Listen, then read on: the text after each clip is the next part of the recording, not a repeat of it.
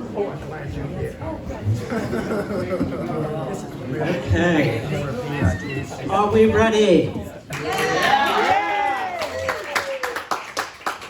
Welcome to the Bureau of General Services Queer Division. My name is Greg Newton. My partner in love and crime is Donnie Jokum.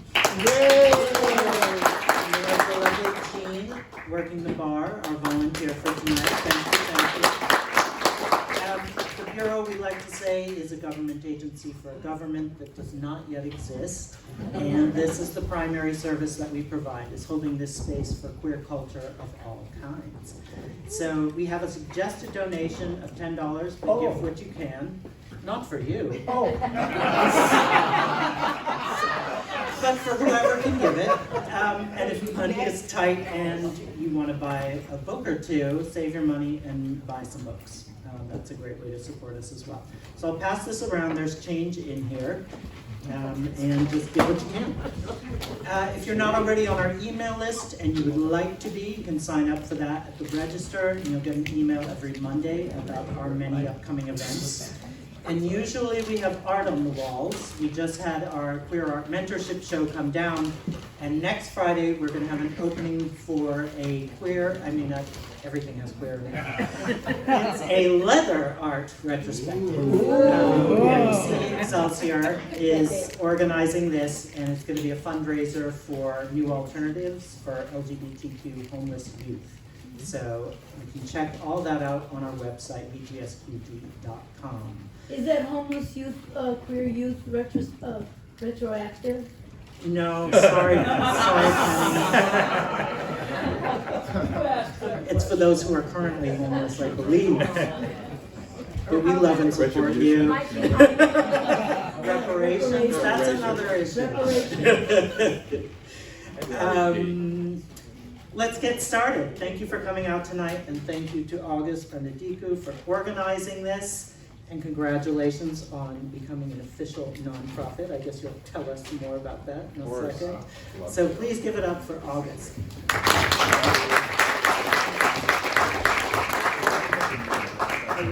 You're going to project? We'll project. Okay, project. So maybe you guys should say who you are too. Oh, Tony, you go first. Okay. Tony Zanetta.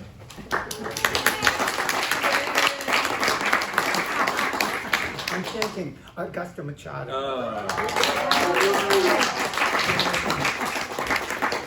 So before we talk about the theory of the ridiculous, I was hoping you'd kind of paint a picture of the culture and society back then, and the draft, checking the box and what that meant long term, and kind of what created the environment.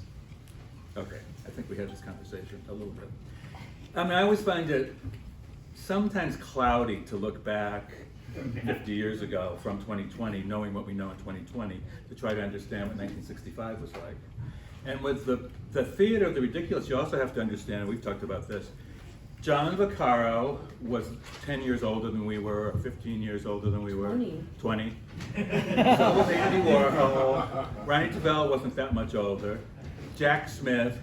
These were all boys from the Midwest who grew up in working class families, immigrants, very macho environments, and they were sensitive, artistic.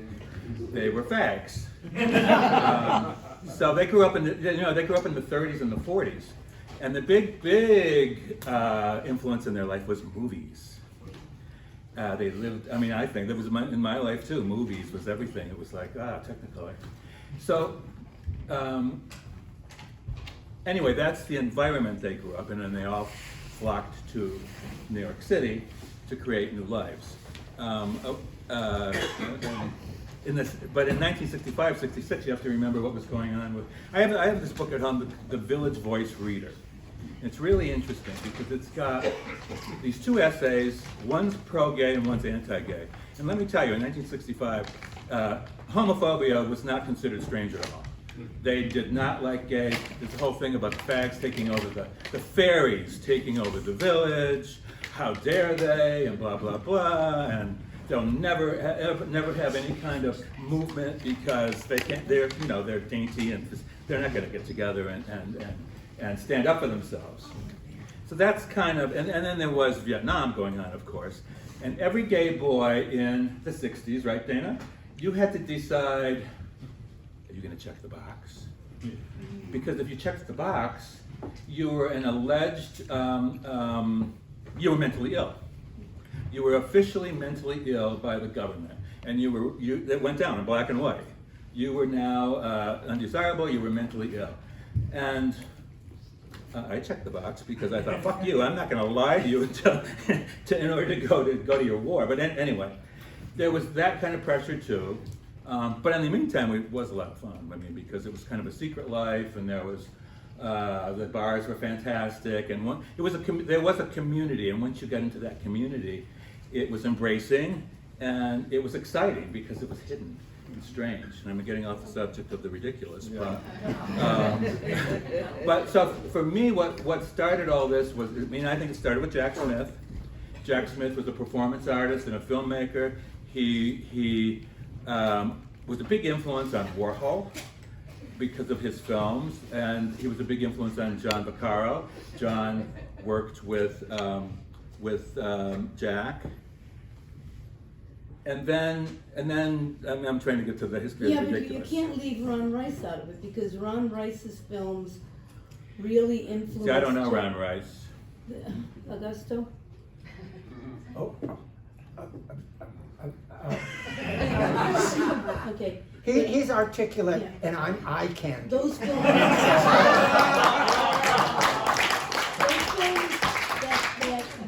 that Ron Rice made with Taylor Mead, Okay. you know, so those really influenced, like suddenly Jack and everybody was like, oh my God, we can make it, including Warhol. So, you know, there's always more, and there's always someone who's hidden. Right, but the one that really shouldn't be hidden is Ronnie Tavel, of course, because Ronnie Tavel worked with Andy in the factory writing the screenplays for the movies. So they were where they made a few movies, and then there were a couple movies that Andy didn't want to make. So he went to John, who had worked with Jack. John was in Normal Love. I guess John wanted to direct. So they staged these plays, and that was the beginning of the Playhouse of the Ridiculous.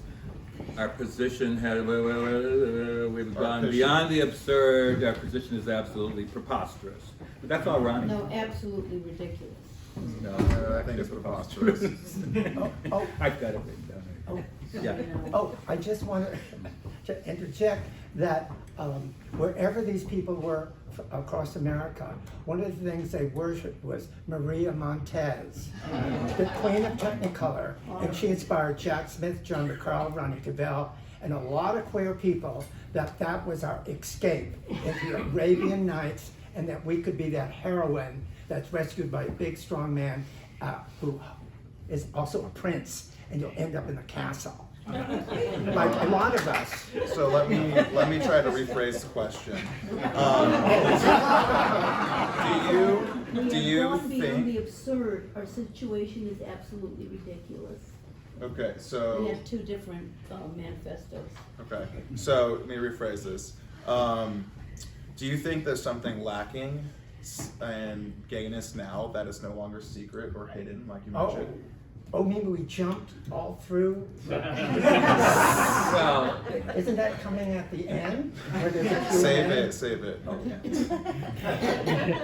this was all about defiance, irreverence. It was about standing up and speaking for yourself. It was about, I mean, and a lot of this, it wasn't just queer culture. A lot of the 60s was about becoming who you are, do your own thing, sexual revolution, women's liberation. Drugs. Well, drugs helped, that's for sure. So it was throwing off the mantle of what had come before. So that doesn't exist now in quite the same way. A lot of what people were standing up for has been accepted. So and to my thinking, and this is just the way I am. You know, we were running away from traditional norms in society. We didn't want to be like our parents. We didn't want to get married. We did not want to have children. We wanted to create our own paths. I don't see that in the gay community anymore. I see people wanting to be part of the middle class. We were running as far away from the middle class as we possibly could. We wanted nothing to do with it. So now I see people wanting to, get married and have kids and have a little white picket fence and Be in the army. be in the army, all those things we were appalled by. I mean, we just, no, that was not for us.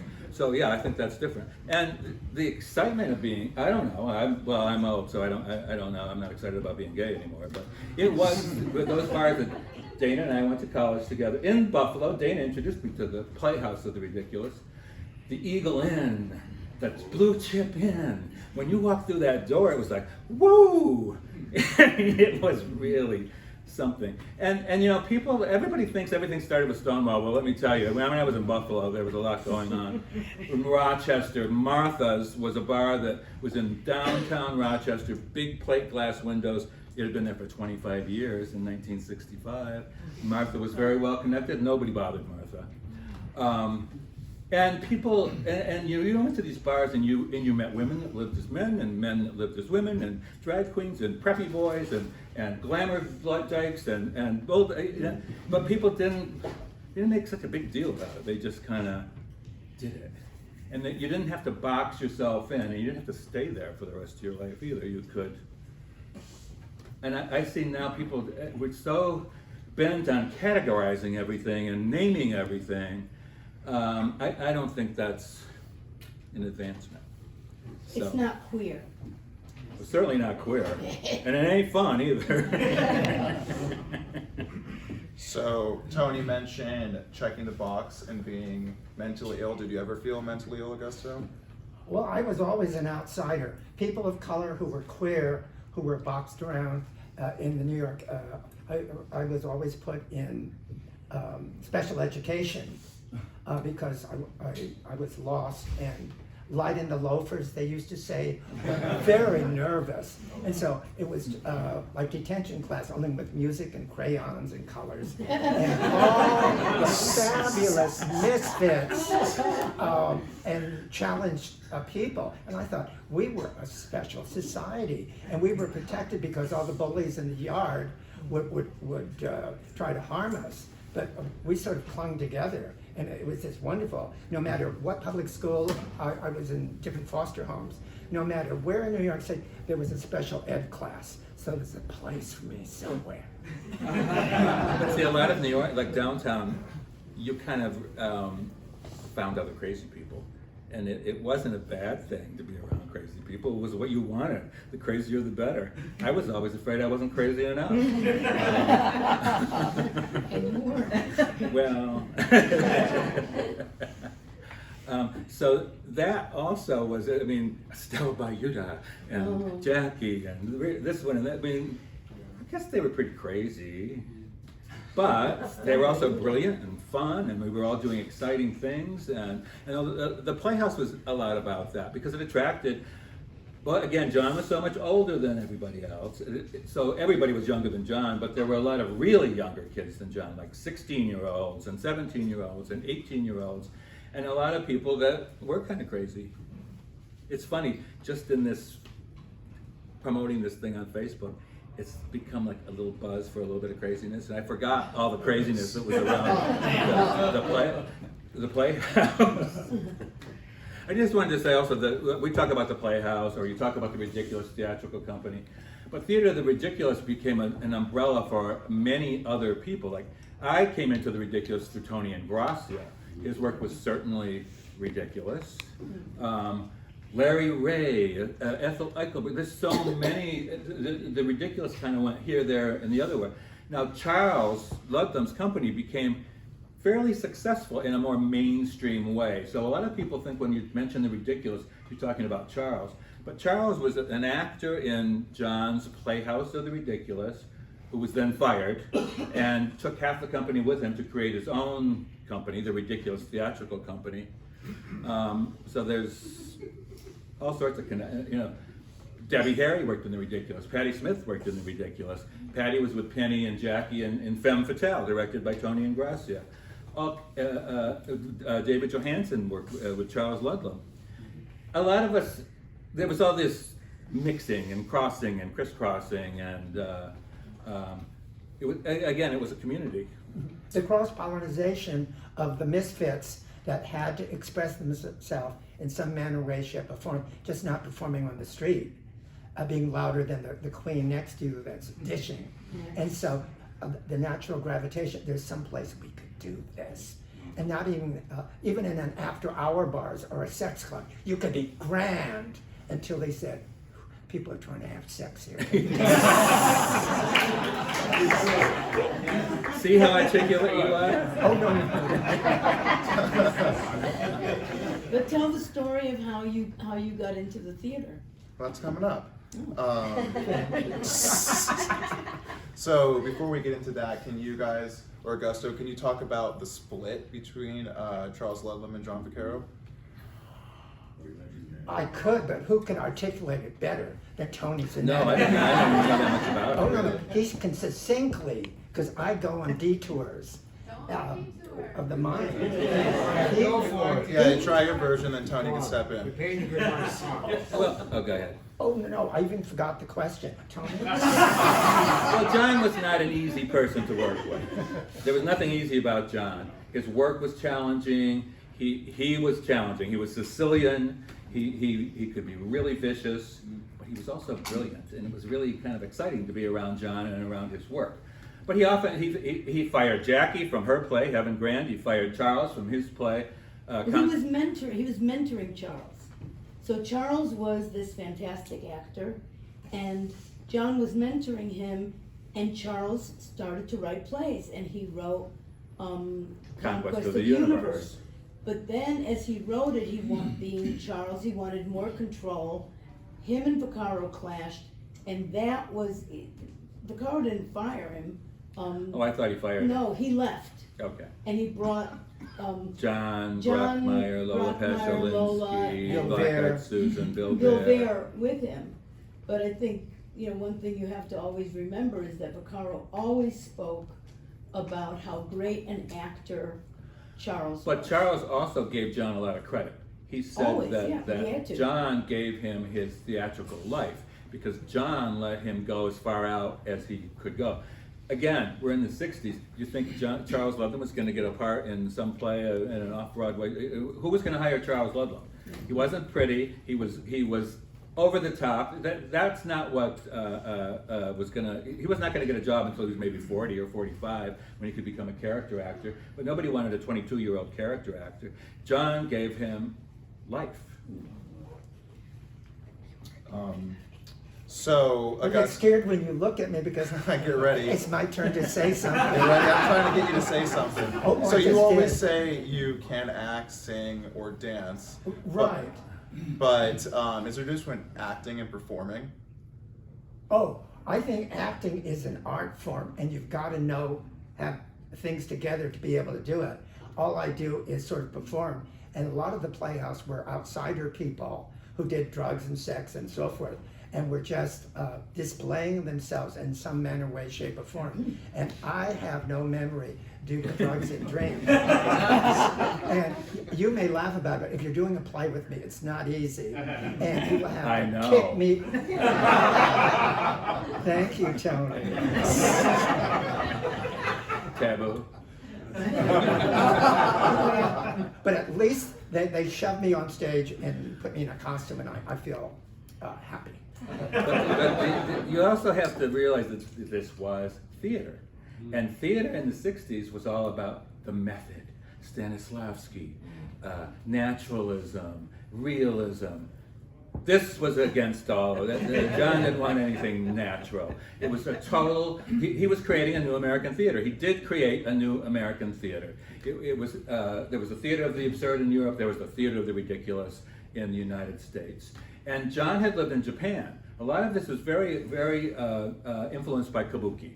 It was very stylized, the makeup, glitter. He found bags and he bought bags and bags of glitter on Canal Street. Everybody was covered with glitter. It was beautiful to look at. It was extreme. What else was it? Very, very difficult to get off. Well, John also, he said this to me many times, but I believe it. He came to New York, he thought he was going to be like hanging out with the abstract expressionists. He liked those guys. abstract expressionists were not going to hang out with John because that was a very, very macho world. Homophobic. Very homophobic, very macho. But in his way, he was an abstract expressionist because he created this color and activity on stage. He always followed a script, but that wasn't the important part of the production. The thing that got me into the playhouse, or into that sold me on the ridiculous, was when I went to see a revival of Nightclub, 1970, and the only thing I remember is Penny. And Penny didn't have a row. but John he not only encouraged you, he forced you had to steal the spotlight, steal the stage. I sat down in my seat and Penny was literally rolling across the floor, back and forth. The calla lilies are in bloom, the calla lilies are in bloom, with that demented look in her face. And I just wanted to get up there and pick the calla lilies with her, because it was really strong. But what I'm trying to say is that he encouraged all these, there was always a chorus. It was a little bit like a Greek chorus. They were as important as the players or as the play. That's why he had trouble with like the playwrights sometimes. He didn't care that much about the play, although he wanted the play to be heard, but it was all this other stuff that was really what really made it magical. I think, in that way, I think he really was an abstract expressionist. It wasn't choreographed, but it was choreography. It was dance, but it wasn't dance. And then it influenced a lot of things like hair. Those guys were big fans of John's. He used to come and sit in our rehearsals. That's how. And they did pay him a little homage later on because they, when they did, what was that, YMCA that they showcased for 5 years or 10 years or something like that. Can I interject my line? Certainly. I was told by Michael Arian to give his line that at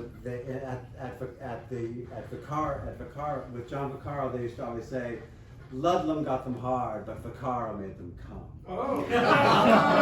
That's a quote. That's a quote. You're going to be quizzed afterwards. I would just like to pay homage to Augusto, okay? Because I was making costumes. In fact, I made 99% of the costumes for Persia. And 50 years later, I want some credit. But the thing is that, listen, my kid that Augusto knows, he was 2 years old, right? And slept on And he on a used pile to, of he clothes. used to sleep on a pile of clothes or in a trunk in La Mama. And one day, Augusto was getting dressed, right? And he said, Mommy, why is that man wearing a slip? So I said, so they won't be able to see through his, through his dress. And my kid, 2 years old, he went, oh.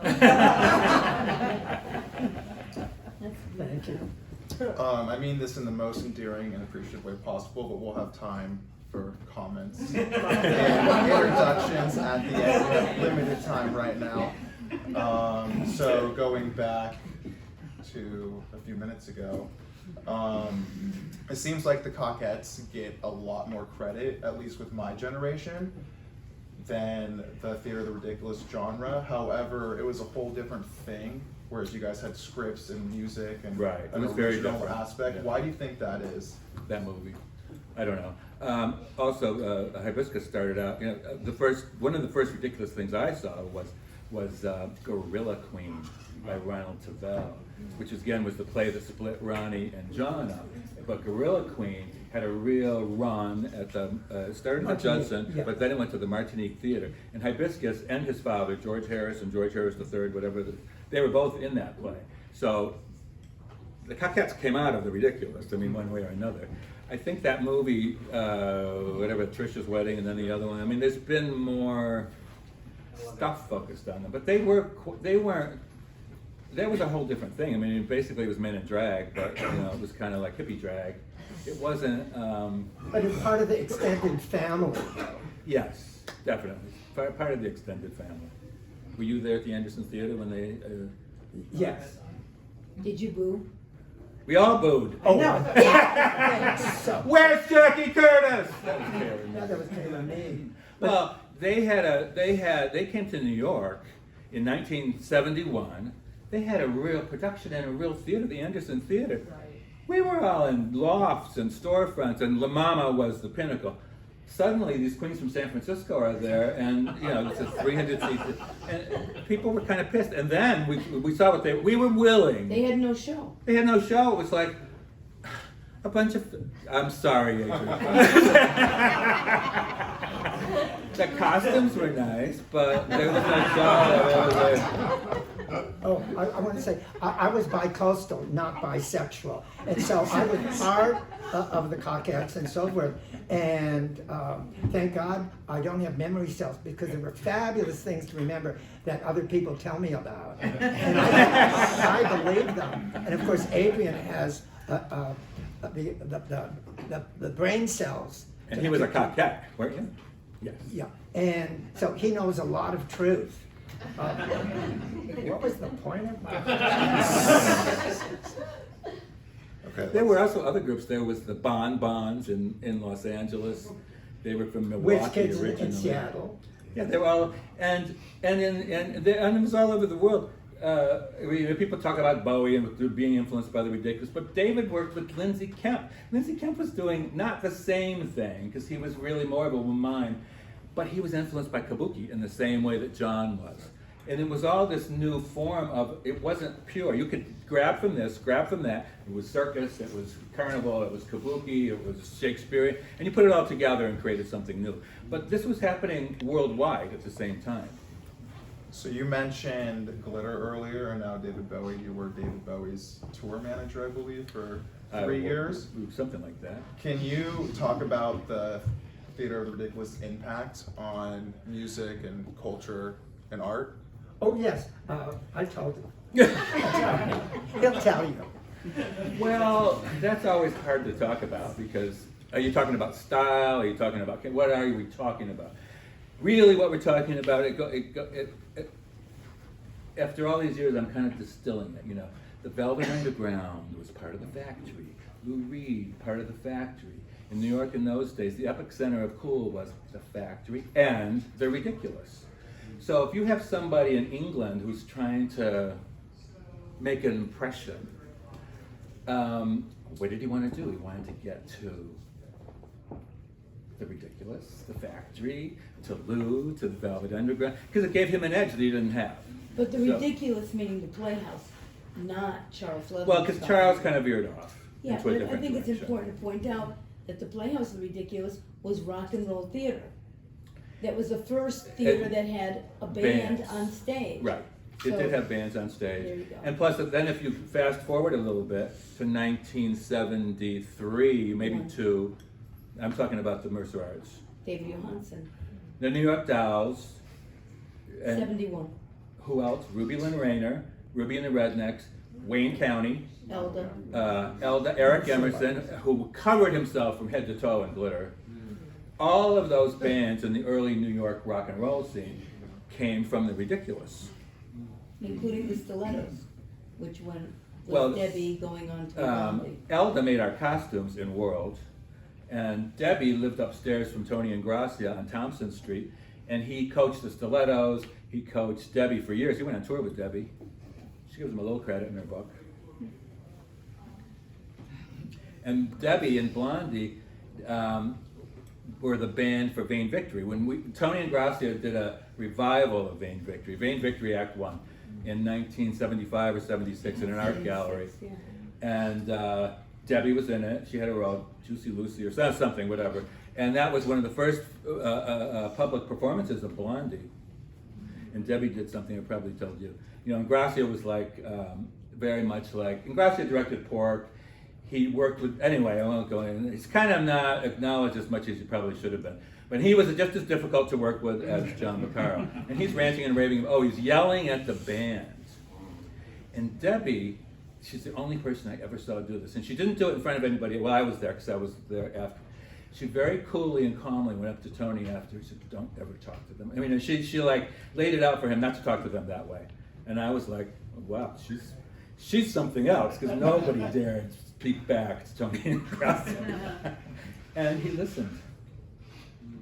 I was reading that John Vaccaro also had a confrontational directing style. Can you talk about that a little my bit? God. And do you think that could exist? Do you think that could exist now from a director? Taboo, where are you? Well, my favorite moment was, one of my favorites, there were a couple. Nightclub. I did a revival of Nightclub, and Jamie Andrews brought me into the play, and Joe Pichette and I were we were rehearsing. The choreographer was there, Carolyn Lord, and she's rehearsing. She's trying to teach us this dance scene. The first time, neither one of us are dancers, but John is screaming at us. She's trying to teach us the dance, and he said, louder. Okay, he wants a full-out performance at the same time. It's probably the third rehearsal, and then all of a sudden he turns to Jamie and he said, "I thought you said he could act." That was John's directing style. He would pit you against, one against each other. You know, he used psychological warfare on the people in his company. Well, it worked. Can you tell the story you told me Monday about what happened to you? That long ago, I'm supposed to remember. Oh, that really happened. Oh yeah, that was Monday. Oh, I'm reaching back a few years or decades. But in any case, part of the Playhouse is John would bully us, and he would push us to the edge of madness. And we were doing, Paul Foster, one of the founders of La Mama, did a version of Satyricon after Fellini did his, and he wanted realism, and he saw the troupe is tear her clothes off. And when I was looking, who's her?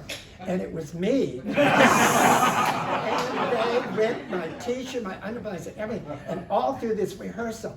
And I was saying, Sean, I was naked. And he said, let's not make a fuss over a little thing like that. Another favorite time of mine is we were doing a 60-minute queer show, and John played himself in the 60. He's the director. It's part of the script, the 60-minute queer show. And John always would invite friends to the tech dress rehearsal. So this is the tech dress rehearsal. First of all, he kept them waiting for at least an hour, maybe two. Finally, they come into La Mama, and they're sitting there, and the play starts. And it starts, it goes on for a few minutes, and then John looks at the audience, he says, "Get out! Get out!" And they all think it's part of the play, because he is, "I'm not kidding! Get out!" And they got out.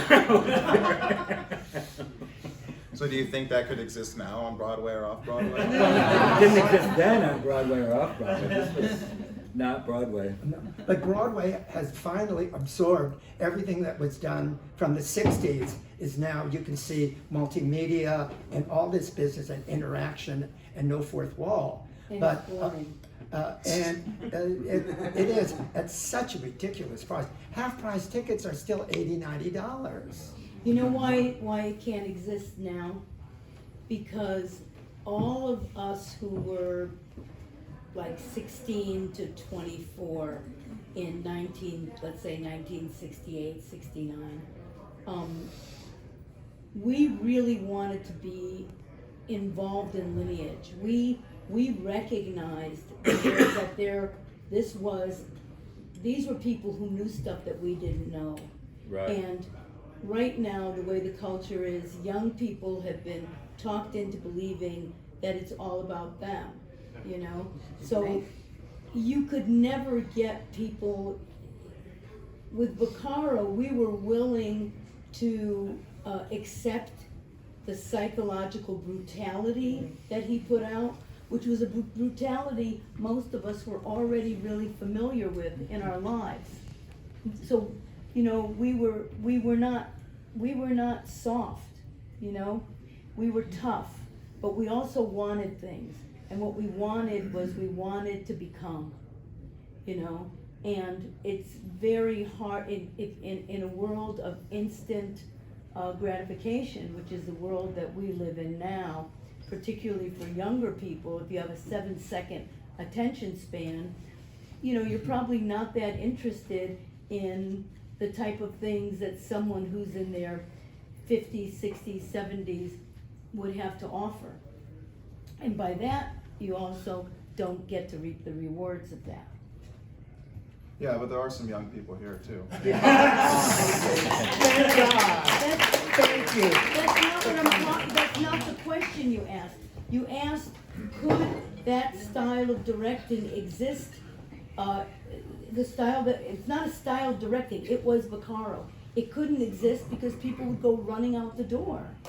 I mean, I'm not talking about the fact that there's young people here today. Of course there are, why not? We're talking about, could they handle, I mean, I'm sure there are people who are hating me right now for the fact that I keep talking. You know, even though I happen to know. And Tony's doing the entire talk to me directly. You know, so it's, you know, it's like that. Okay, is there anything that style pushed you to do that you wouldn't have been able to done if someone was giving you constant support, Augusto? Say that again? Is that anything that style pushed you to do that you wouldn't have been able to done if someone was giving you constant encouragement and support? Oh, gosh. I'm trying to absorb the question. I'm just happy that the way things are now. Well, I can answer that because Ingrassia pushed me to the edge. I had been acting. Most of the people in the company were not actors, but I had done some acting when I got into World Birth of a Nation, a play by Wayne County then. And I knew Ingrassia a little bit, and anyway, he put me in the play. But I wasn't so sure about it, and I was like, oh, do I really want to do this? And it was a little, you know, because you had to be willing to expose yourself. You had to be willing to not be pretty. You had to be willing to kind of show it all. And, like you. Most actors want to be loved, and this was not about being loved. This was about like, you know, being whatever. And anyway, we're doing a rehearsal, and I'm not getting it. And he's screaming, and he's screaming at me. And screaming at me, and screaming at me, and finally something in me like really broke. And I'm screaming back, but I'm screaming back in the lines. And the minute I screamed back with that line, I had it. I had the character. And from that moment on, I really had the ridiculous style, and I could do it. But until then, I just couldn't. He just pushed me into it. See, but that's the only support that existed. The only support that existed was in going all the way out. You were supported in that and in nothing else. But they also didn't know how to direct any other way. And they were Italian. But I was Italian. No, seriously. They were, and Tony wasn't Sicilian, but John was Sicilian. He was just like my grandmother. This was not foreign to me. I wasn't scared by a little yelling. That's what I grew up with. It made me feel comfortable. What is the ridiculous style that you mentioned? The Maybe style? Augusto. Go ahead, Augusto. Well, no, I mean, I transfer all my brain cells over to Tony, so he'll articulate it. No, you got this one. You can do it. Oh, no, I can't. Well, it's not that hard. It's not that hard. It's very broad and over the top. Really, it's not natural. It's not realistic. You're not trying to convince anybody of anything. It's not subtle. It's more. It is performance. It's not subtle at all. Well, John was the first person who used the term performance. In 1968, he said, "This is not theater, this is performance." We have it on film, on a BBC special interview that he did.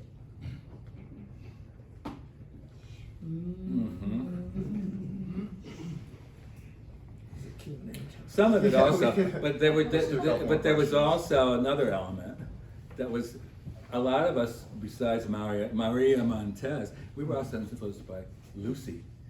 Right. And TV. A lot of it's very I Love Lucy. Pork was certainly ridiculous, but it was a very different style. Visually, it was not visually it was slicker. It was more sophisticated looking. But the style of acting was like TV. It was sitcom. It was very much I Love Lucy. And the honeymooners. And Ruby talks about that. Yeah. Her acting was very much Lucille Ball. You didn't talk about Ludlam, that's very important to talk about because You keep bringing it back to Vaccaro. No, just to make the, you know, what you're talking See, I didn't about. work with Charles, and I can't really comment that much about his theater. I liked going to his theater. Well, he did a very homosexual theater though, and it was, So that brings me to a good question. Do the men playing drag queens have to do anything with being homosexual in the plays? I don't really think so. No. Like, and I think a good example is Charles and Camille. You saw Charles, and I mean, Charles was not a pretty man by any stretch of the imagination. And when you think of Camille, you think of Greta Garbo. Charles was brilliant as Camille, and you totally bought him as this beautiful courtesan Camille.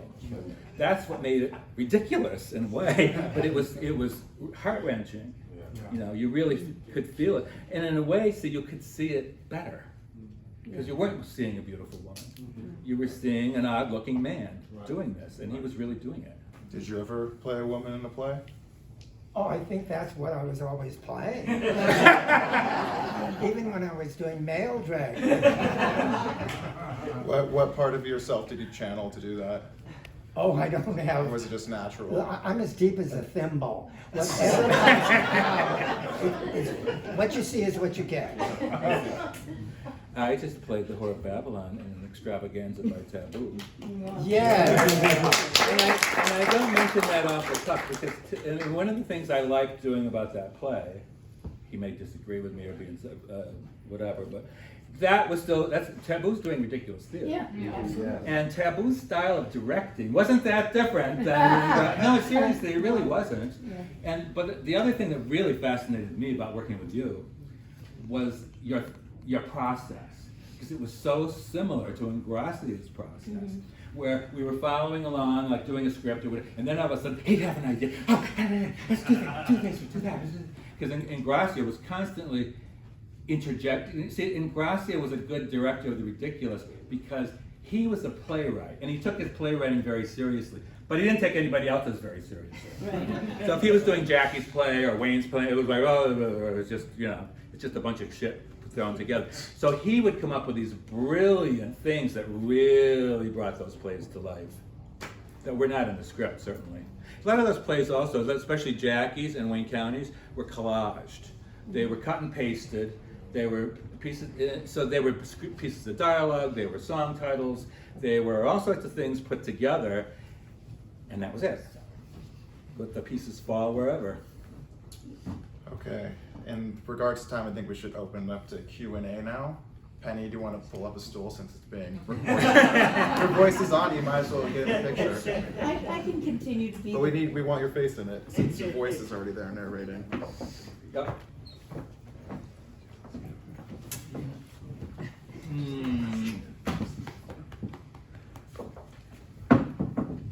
Oh, where'd you get on the stove? Waiting for Penny. Okay, Mr. Brass, go ahead. Well, I want to thank everybody for this. I remembered witnessing an absolute battle between John Vaccaro and Jackie Curtis. Yeah. It was at the end of Heaven Grand and Amber Orbit, which was a spectacular play. And Vaccaro just screamed at her and finally said, "And what's more, I hate drag queens." Yeah. So I just wondered, how did she ever go back to him? Did she? I don't think she did after, basically he threw her out Yeah, of her own play, yeah. and then she went and hid Wow. for 4 weeks in Larry River, the painter Larry River's loft, Yeah. because Vaccaro would spend all night going, "And I told her, I called the Gallo brothers, I'm going to break your legs. You tell Jackie, I'm going to break your legs. I'm going to break your arms." And every night after rehearsal, I would go to Larry River's loft, and Jackie would be there, like just totally terrorized. But John was crazy. He was crazy, but he was also a genius. And when I say he was a genius, he was really a genius in the sense that he had read all the good books, all the great books. He had traveled all over the world before he got to New York, and he had great music. He had was the a best very music. knowledgeable man. He was an extraordinary guy, and you just would sit there if you were somebody like me or Tony or Augusto, and you just want, even after years of torture, right? I mean, even into the 2000s, you still would want to know what he knew because he knew so much. And he had really good dope. really bad, and acid. Can you talk about that, drugs and speed with, Oh, there's a in hand. that relationship to the? Go ahead. I actually have a question for you, August. Right. I'm really curious what, if you can articulate like what your interest in this is, since That's you've a never good seen question. any of it, and what prompted you to call this gathering together? Yeah, so I've always, since I was 14 years old, I've been documenting untold stories by LGBTQ people in 1950s through the AIDS crisis. And I've had a lot of interviews with the Cockettes, but there really seems like there was no proper documentation for the Theater of the Ridiculous. And it probably goes back to the documentary, like you mentioned. You know, they're still touring that 9 years later. And, you know, I really thought Tony, Agosto, and Penny would be great resources to tell this story because, especially since it's being recorded, I wanted to focus. What year did you interview me originally? 2012? I think, yeah, 2012, yes. Well, So the thing Penny is- was one of the first interviews I did when I was in Paris, actually. That's true, But you were doing rock and roll interviews. Yeah, I was doing Yeah. both. yeah. But to answer that question too is that, everybody involved with the Playhouse died.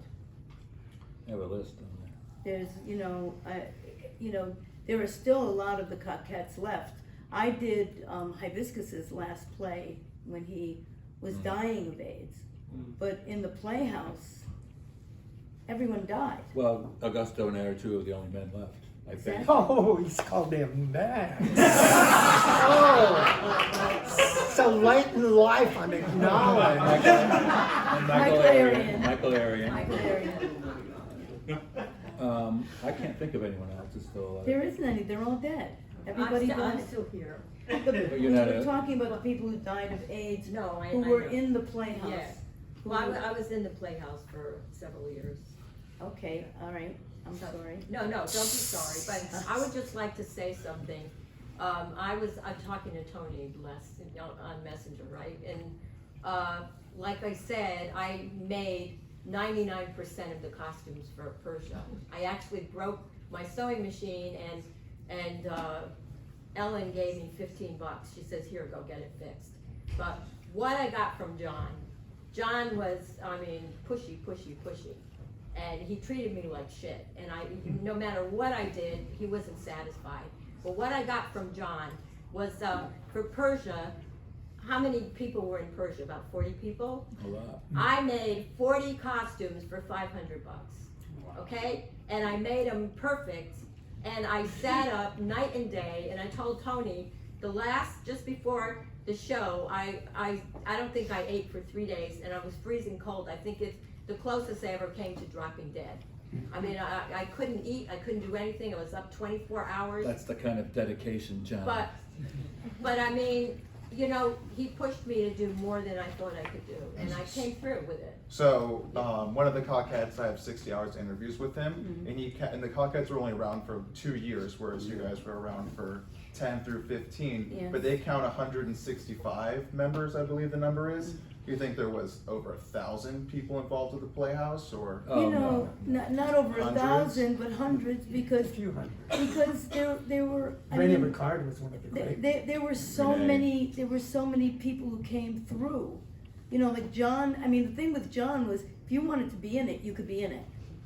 There wasn't any kind of audition He process. would throw you on stage. Also, not everyone was gay in the Playhouse. No, There were, one of the. but not in the Cockettes either. One of the And that's straight, what we had in common with the Cockettes, that there were real girls in the Cockettes, and there were real girls in the Playhouse, a point that is frequently forgotten. Gordon Bresak, who was a star of a lot of Playhouse productions, Right. just died this year Yeah. in California. I just want to say, I think one of the reasons it's not recorded is because technology was much difficult and simpler. Not everybody could have a everybody- Right. Well, Woody Vasulka, I thought he had died a few years ago. Evidently, he He just just died. died. And they videotaped absolutely everything. I don't know what happened to Yeah. all those tapes.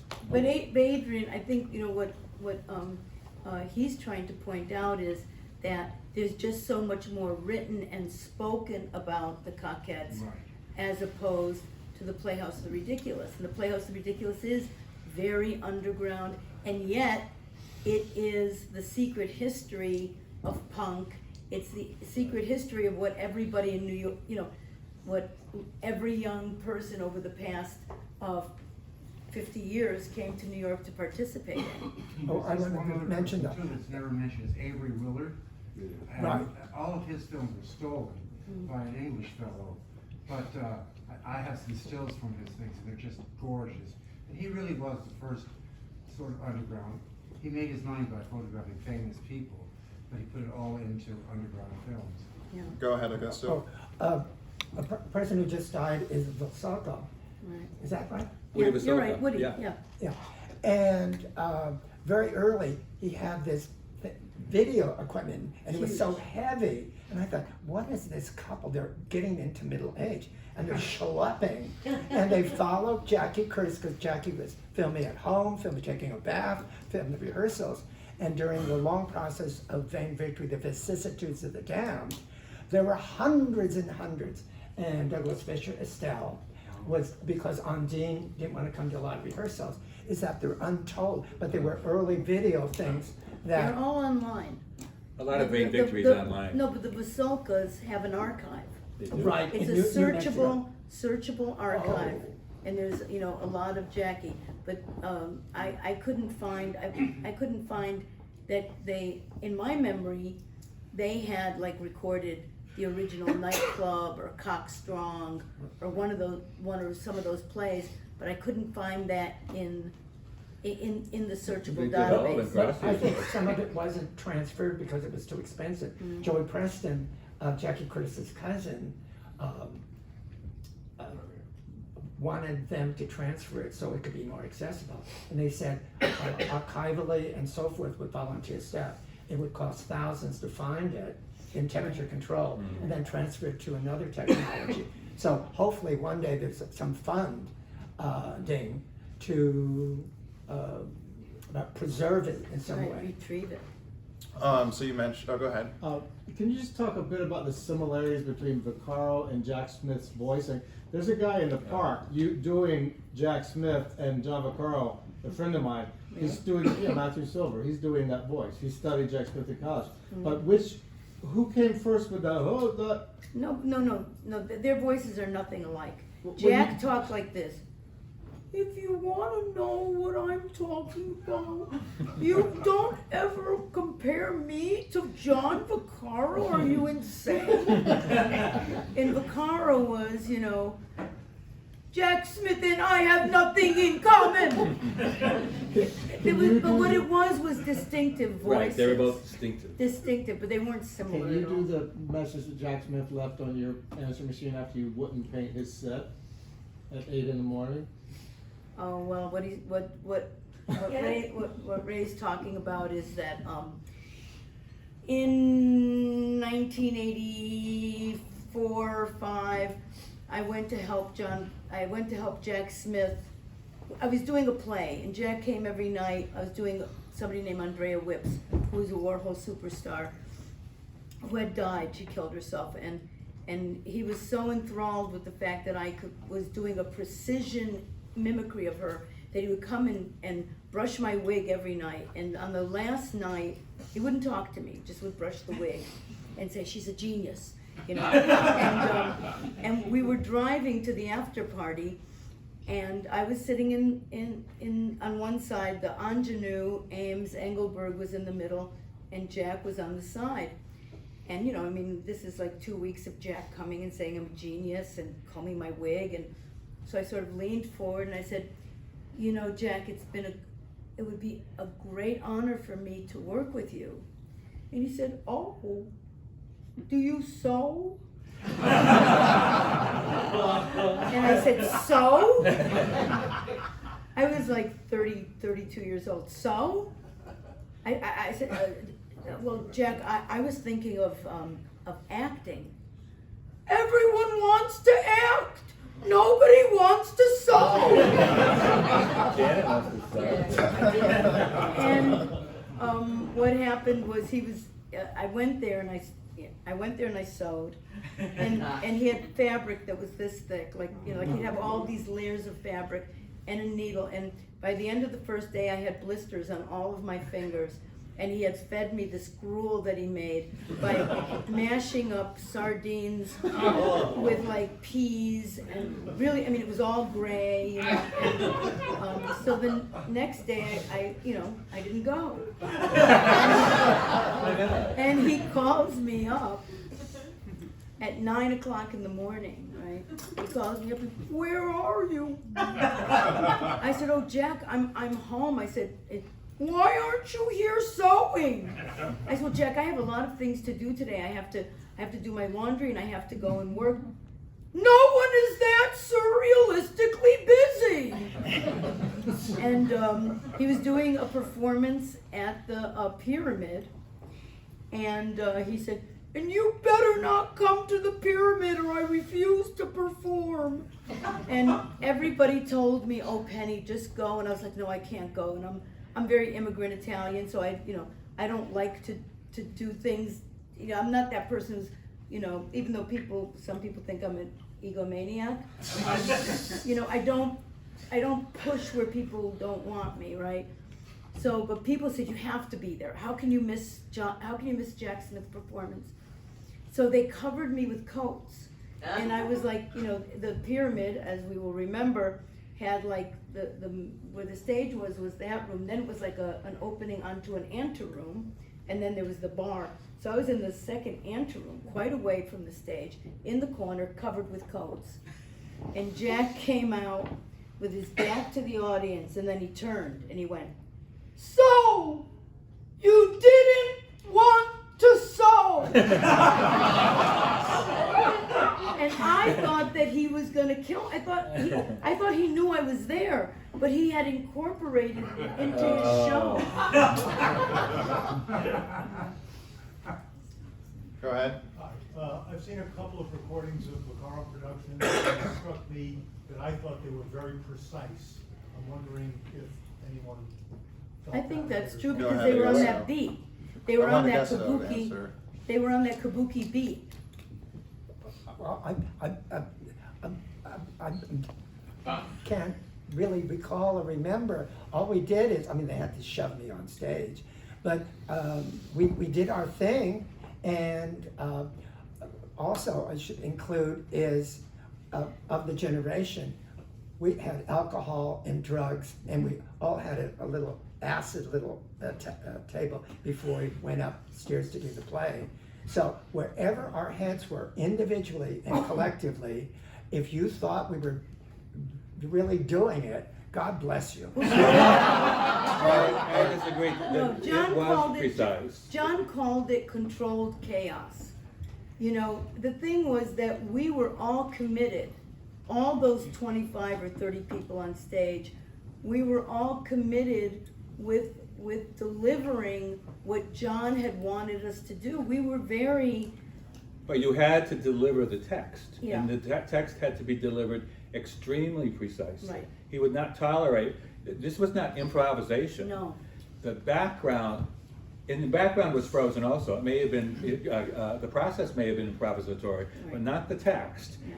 John had speed read-throughs. Often before the show, you would have a speed read. You Always, would do it as fast as you possibly could. Right. And that had to do with keeping the energy up. Right. Because the other thing about this style of theater was very, very, very high energy. Right. John used to say, you will not bore the audience. So he wanted wherever anyone looked. So that's why there were no small roles. Even though, most of us were in the chorus, he had it so that everybody was on. It's not like you see plays where people, if they don't have lines, they're just sort of lounging. You didn't do that. But I think also the other thing is, as Tony was bringing up the kabuki, that there was this rhythm that John based every play on. And, and it was these kabuki rhythms, which could be like,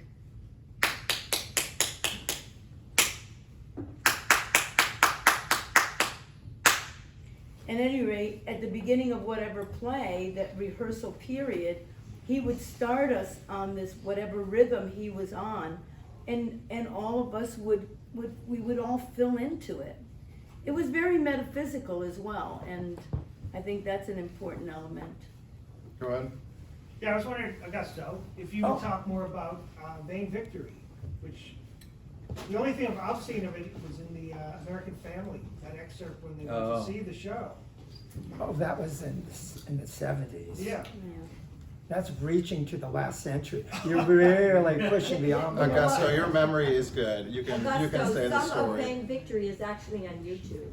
A lot of it is. Little pieces. Yeah, but I don't do those modern gadgets, and when they perfect it, I'll. Who'd you play? But you remember, Augusto. but you remember Vain Victory very I well. was in Who'd you Vain play? Victory. Who'd you play? I remember. Augusto, who'd you play? Somebody, something. And I remember the drugs in the dressing room. So do you credit drugs to your success? Well, it helped me get through it. I didn't have stage fright.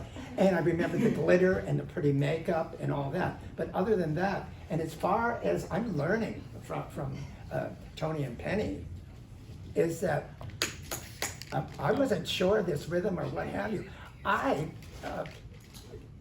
really have a memory problem, and it has nothing to do with drugs or Yeah, drinks. but Augusto, Tell us about Augusto, Candy Darling in that play. Wasn't she in Yeah. that play? Yeah. Did you work with her on that play? Yeah. You must have a memory of Candy Darling.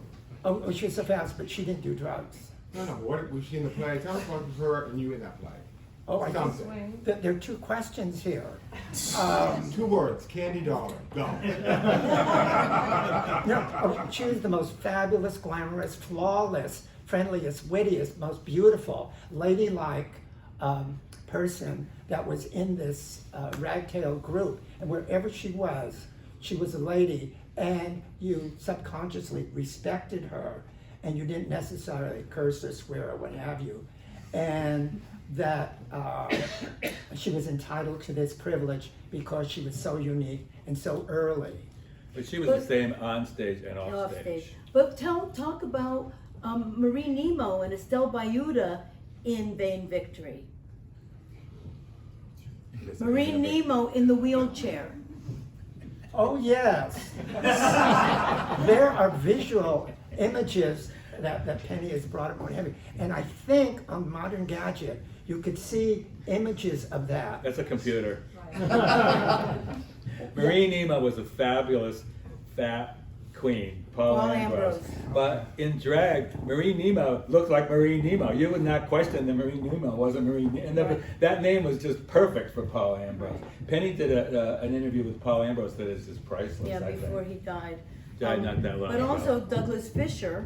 Estelle Bayuda. Bayuda. And these, Estelle Bayuda and Marie Nemo really kind of pre-envisioned like pyramid era and post-pyramid era queens. But Estelle was a terrible drunk.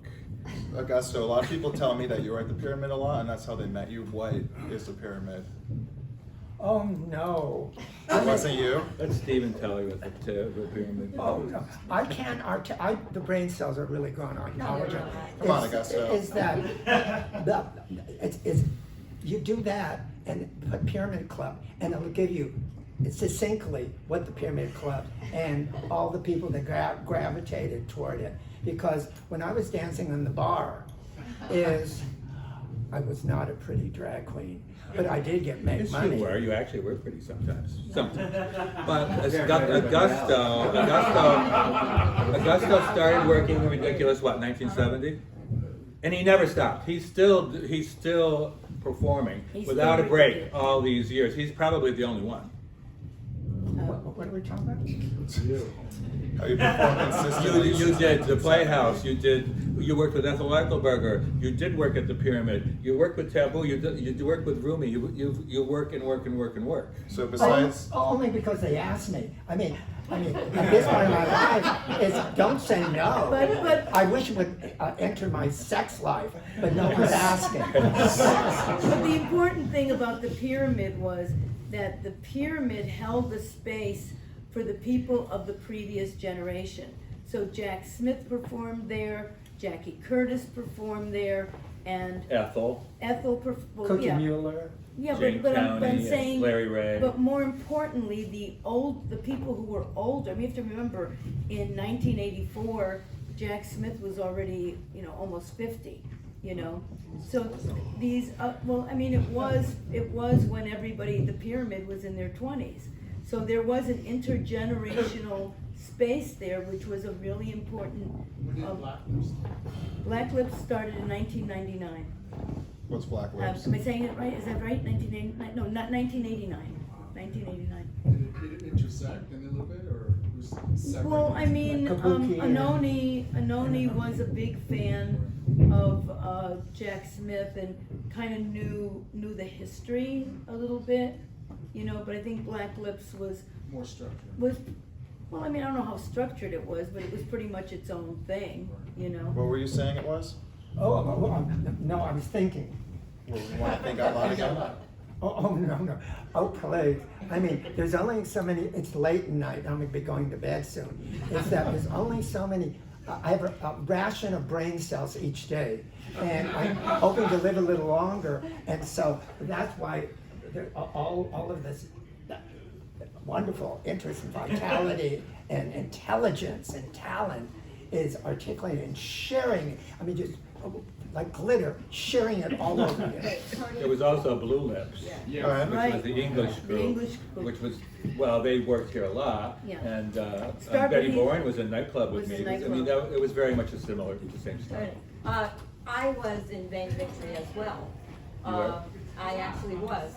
My friend took me to see one of the last performances when Candy was on the swing. Mhm. And I said, oh my God, I love this, right? So I said, gee, you know, I would love to be in that show.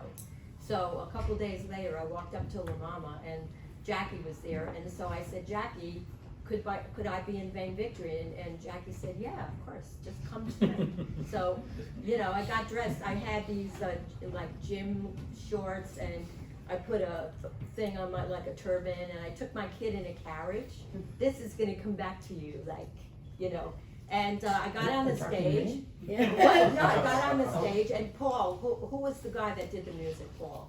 Paul Serrato. Paul's right, he gave me 2 of Candy's songs, his Candy walked out, and so I took Candy's part, and There I was a had lot of no, walking out. I had no idea what I was doing, right? We weren't being paid. But Nonprofit theater, it's called art. I had been studying mime, so I took my kid on the, you know, on the stage in his carriage, 2-year-old kid. And we just sat there, and I said, you know, I'm just gonna sit there and pose, I'm not gonna say anything, right? So I said to the kid, I said, now, say the ABCs, you know, so he goes A, B, C, and we did that, and it was a riot.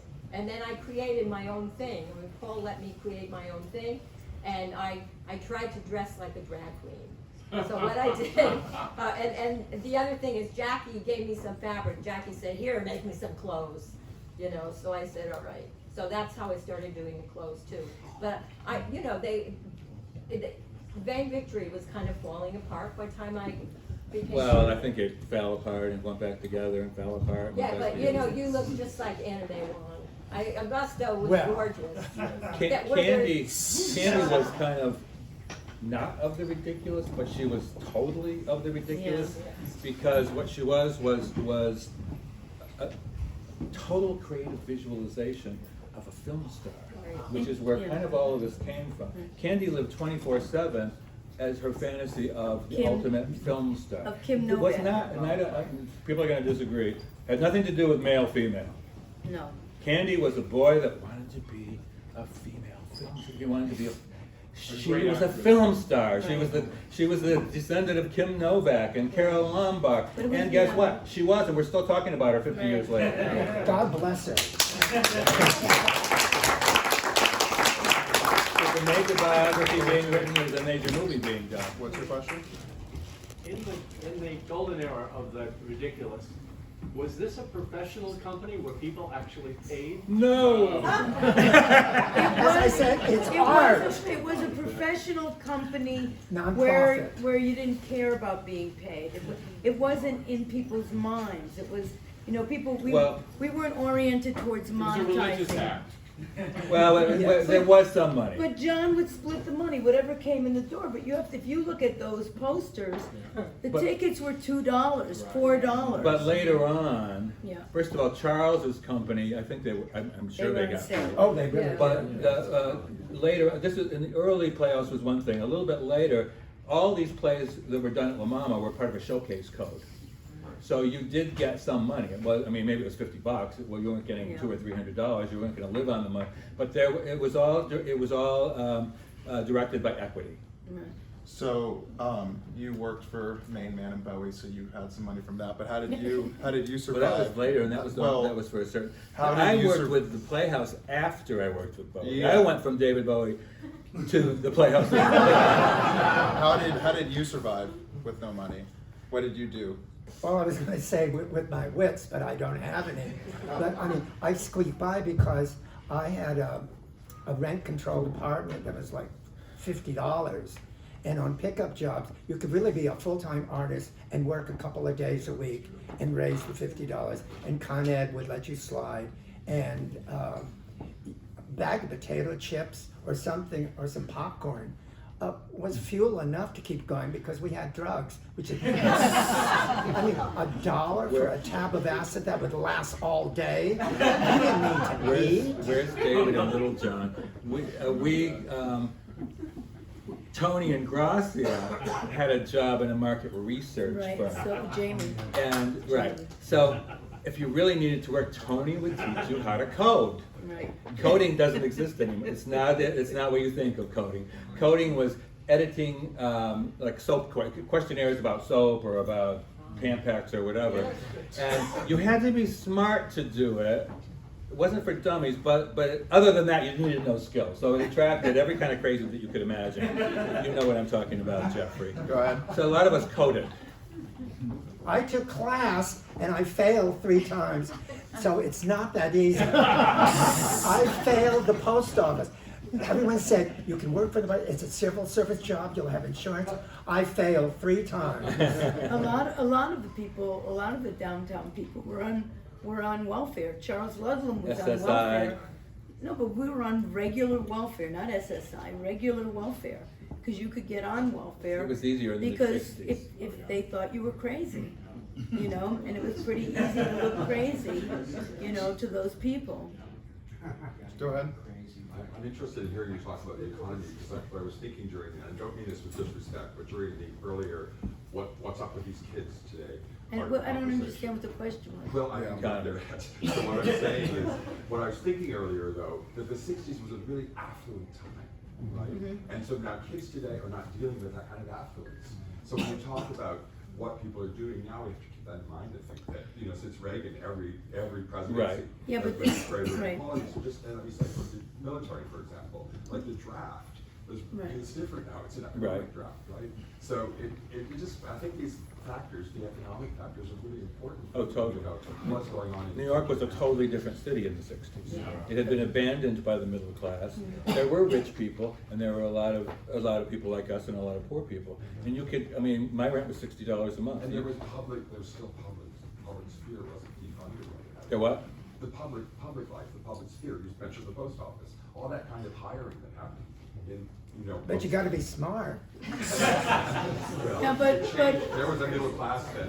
yeah, but in regards to performance, which is pretty much what we're talking about, none of the people who we're talking about, save Charles Ludlam, went to university. So it wasn't like I went and studied performance at NYU and then went into the world and started trying to do performance art. You know, this is, you know, it was all being created. It was all being created at that time live. Like if in 1970, if anybody was gonna say to any of us that in 1999, people would be graduating with an MFA in performance art, we would have been incredulous.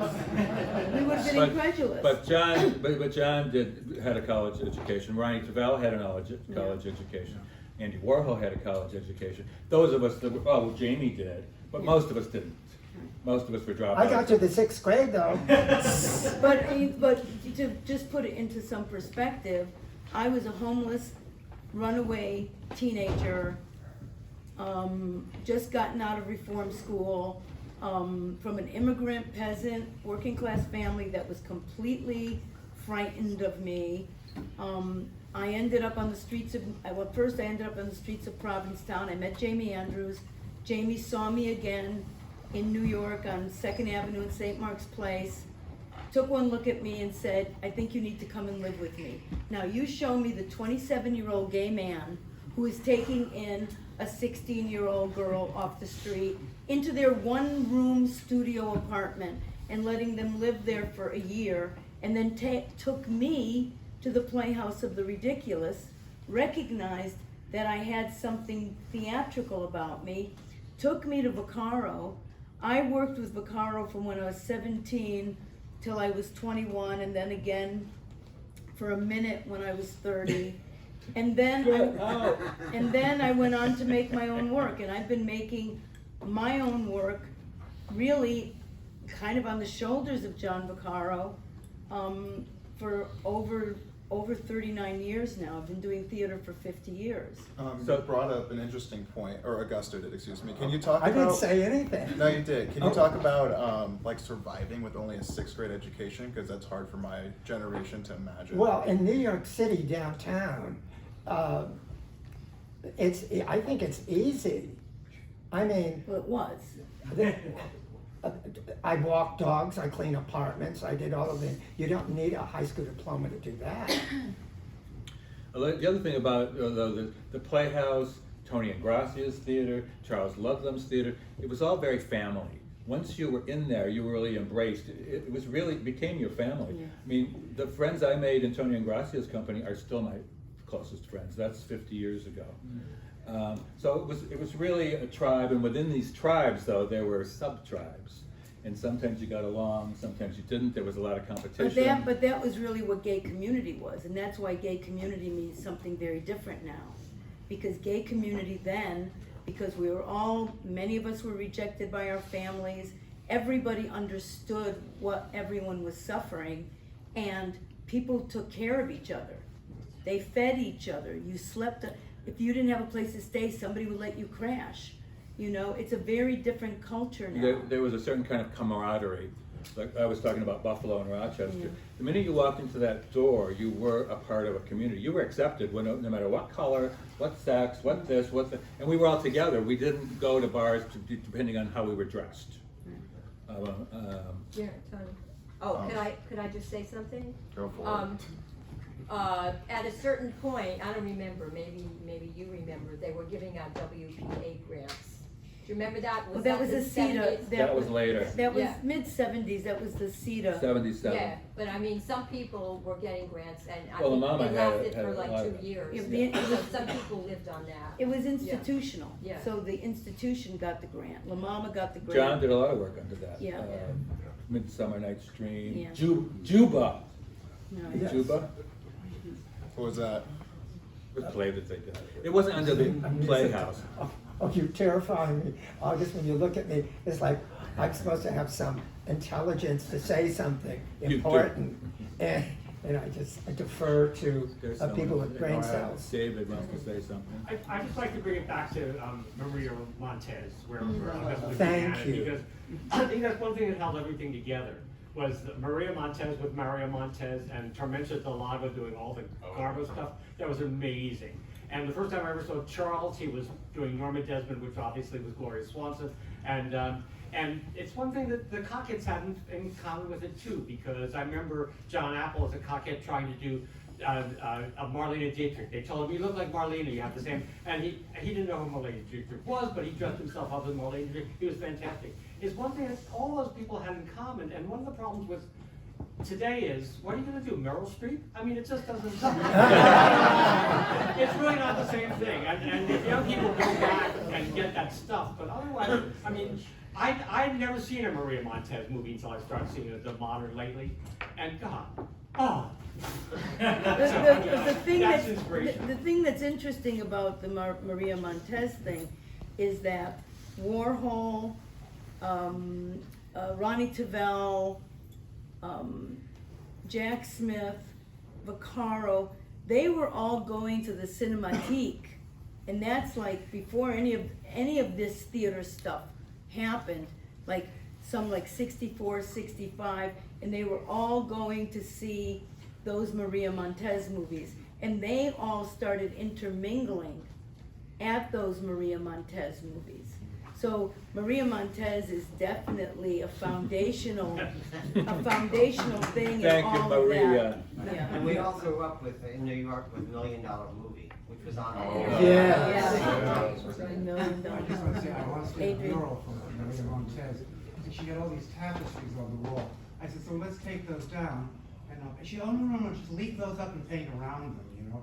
She wanted the scene of Venice, she wanted Rome, and I thought, later, whoever next moved into that apartment is going to see these, big spaces. But that was on 8th Avenue. She had a lot of tchotchke stuff in it. It was beautiful. Oh, it was Mario's apartment? Yeah. Oh. And those movie theaters were at the Thalia. Oh, yeah. Yeah, and another one uptown. And we'd go every Friday and see great movies, you know. And you're right, that is the basis for a lot of this, you know. And also, the Ages of Light hadn't been mentioned, which Hibiscus started after he was Got kicked thrown out out of the Coquettes. And Let's they were say even it. wilder. Let's say it, the Coquettes threw out Hibiscus. They were even wilder than the Coquettes. The Coquettes tried to sort of be professional, and that's why they flopped in New York, because I think Gordon Goodall said, what was Not it? having talent is not enough, you know. In San Francisco, they were part of the theater audiences with it, you know, it was a whole scene. And here they came and tried to do professional. But and also the disagreement was they wanted to charge money, and Hibiscus didn't want that. Right. So the Angels of Light were always a free theater. We would feed people, you know, and once when we had the Chakras, the film, the play about the Chakras, we had 15 people line up naked, bent over, and then another 15 people were behind them smearing their ass with rouge. And that was the first chakra. Oh my All right, let's do one more question and make it count. This young man. Go ahead. Hey, a lot of you guys have talked a lot about the downtown scene and what was going on down there. Do you think that the theater spilled out into the streets, or the street spilled into the theater? The 'Cause it street just seemed spilled like into the perfect theater. combination. The street spilled into the theater.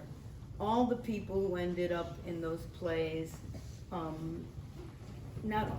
because there were some people who were quite straight and square who ended up in the Playhouse of the Ridiculous. Melody Prococo, shall we ever forget? She had a car though. Yeah. Yeah, she had a car. Useful, so useful. But you're right.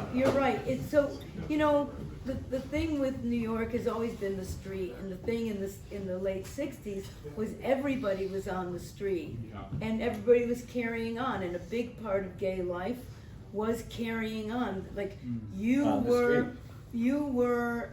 in demand depending how entertaining you were, you know, and that meant conversation, that meant, you know, wit, that meant, you know, being able to like express yourself and to be critical. Like, it's very hard to be an our era queen now in this world where everything is so, you know, protected. You can't make a joke, you can't, you know, the whole thing of the, we created our identities, and now people have taken those identities that were originally created by, you know, a couple of generations of people, and have made them now so sacrosanct and so airless that that kind of world that we grew up in doesn't exist anymore. You know, it's too bad, because it was a lot more fun. Can I say one thing? Can I ask one thing? So, Tony, Yes. I remember you're telling me about visiting Candy in the hospital. Actually, I didn't. Go ahead. And she gave you a note that she said to take to Frank Campbell after she'd gone. Do you remember Not that? to Tony. No, it wasn't to me. That wasn't to Tony. It That was. somebody else. We sent her white gardenias because we No, thought she should gave be you a surrounded note by and white said, flowers. don't open this until you're at my funeral. Was And it you you, walked Augusto? in with this If it envelope, was me, I don't remember. and you'd always wondered what it was gonna say, and you opened it up. When did he tell you this? Years and 'Cause I've years never heard and this years story. ago. So what did he say? Hi. No, I don't remember that at all. I don't think it happened, but Tony and Gracia and I did go to the funeral. That might have been Jeremiah Newton. That sounds like I something. didn't know Jeremiah Newton. Okay, well, that sounds like something Jeremiah. But might I have just been. loved it, to Right. keep this envelope and We go sent her to Frank flowers more than once Campbell. because we thought she should have white Beautiful. gardenias in And the they're hospital. and they're in the photo. They're Yeah. in the Peter I Hujar think those are the photo. ones we sent. I hope they're the ones we sent. I'm sure they are. You know, and Gracia and Candy grew up together In in Massapequa. Massapequa. And Dana and I went to college with Tom Carberry from Massapequa. So Tony and Candy were two of the first people I met in Right. New York, which led me to the ridiculous. I have a question too. You mentioned a lot about Jamie Andrews, and it's coincidental that I just met his college roommate. Really? Yeah, he's my neighbor. Really? Yeah, my downstairs neighbor. And I knew Jamie, and I never knew that Jamie was your friend from before Bowie. So Well, that's how we did ended that up happen? there. That's how they ended up there. Well, I met Jamie, when I went to audition for World Birth of a Nation. That was like a day that changed my life. I walked up the stairs, it was 2 East 2nd Street, New York Theater Ensemble, and there's Tony. Darling, you don't have to audition for my play, you can be in it. And there I met, on that day I met Lee Black Childers, where's Cynthia? Lee, and Jamie, and Cherry, and Wayne, Jane, and that began the whole rest of my life, that Yeah. one day. What year Jamie was- had what worked year with the was that? Playhouse a lot. Yeah. He What was year? like one of the stars of the Wow. Playhouse. I At didn't that point, and of course Jamie was in Pork. I was Yeah. Andy and Jamie was Paul. Yeah. And the other thing about Main Man that I'm only realizing after all these years, it was part of the Playhouse of the Of course, I've told you that for years. We continued our pork roles. I was Andy trying to make the factory, Main Man. Cherry was still Pork. I mean, we all played those roles, Right. and we created this big spectacle, which is what Ingracia was so good at. He was really good at creating spectacle. We created a spectacle that surrounded David Bowie that was perfect for Ziggy Stardust. Right. And then he achieved fame, didn't need Ziggy Stardust anymore, and didn't need us. Goodbye. That was the end. So that meeting of you all, what year was that? It's 1970. I met Jamie in 1967. He followed me down the street saying, In Provincetown. in Provincetown, saying, "Who writes your material?" Okay, well, let's just wrap this up. Everyone want to give a closing? Okay, Gene, you Your get it. Go for it, person Gene. there.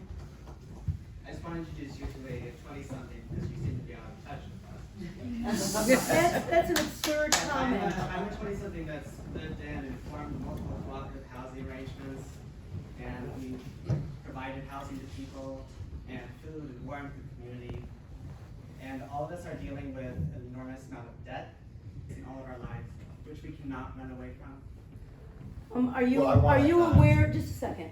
Whoa. Well, no, but I just because this. I just wanted to let you know. Yeah, that we because are, like, you're talking facing a lot of- directly. You're talking directly to the comments I made. So I would like to Let me add what Just let me retort to the thing. We were talking all of these things around performance and around what queer life was like earlier. And we all understand part of the reasons why those things, why that kind of life doesn't exist now. But, I mean, how old did you say you were? 20 years old and you've been? 20-something. Oh, 20-something. Let me just add to that, because Cheers. something that people ask me a lot, not tonight though, is what you guys can learn from our generation, and something that, you know, I hear a lot from people I interview all the time as well, and it was kind of hinted a little bit with Gene's comment. Congrats to Gene for just getting married. was that a lot of older people look down to our generation because things have changed and things are different. And you know, whether it's all the different letters in LGBTQ or different identities and things like that, I think there should be a lot more sensitivity to our generation rather than just casting it as different and new, whether it's because some people aren't a part of it, or they don't understand it, or they don't appreciate it, or they don't see the intergenerational relationship.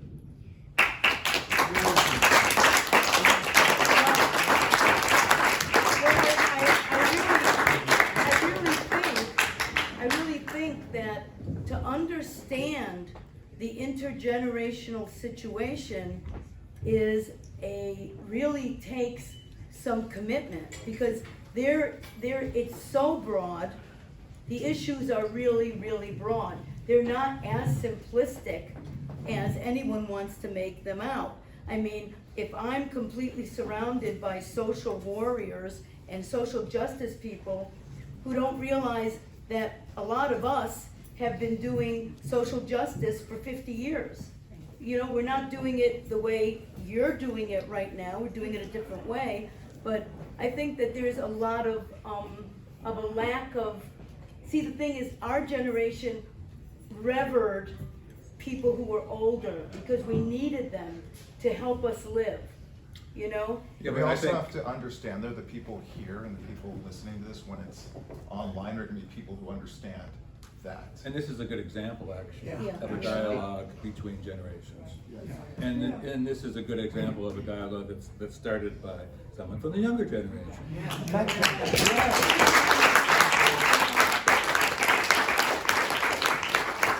Okay, so let's wrap it up. If everyone wants to say a last 30-second monologue like it's a presidential debate. Why should we vote for you? Thank you all. This has been, Thank you. great.